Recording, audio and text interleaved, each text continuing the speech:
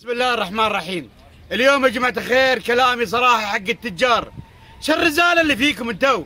شو الرزالة تجي المقبرة تقول لك كرتون مال ماي تشرد؟ هاي زكاة ذي، وبعدين بقول لك الزكاة مو بتروح عند المسجد تقط الفطور وياكلون الاوادم وتشرد، تقول الزكاة اذا عندك زكاة زك في بلادك ولا تطلع برا تسوي لك مساجد في الهند.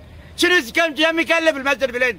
اذا عندك شيء زك في بلادك، واذا عندك شيء مساجد تسوي في بلادك هني تطلع برا هناك، وبعدين من يجي رمضان تشرد.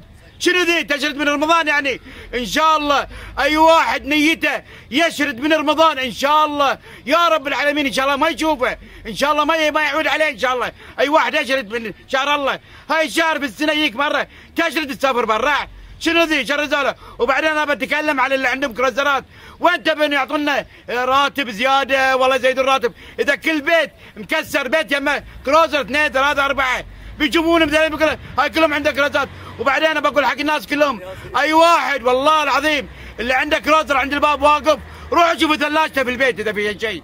هاي غلط وغلط الكبير حقيقه. يا اخي عيش على قدك، تاخذ لك كروز وين تبي يزيدون معاشاتنا؟ اذا تاخذ لك كروز 3 4 وبيتكم مكسر تكسر تعلق ثوبك على مسمار وعندك كروزر.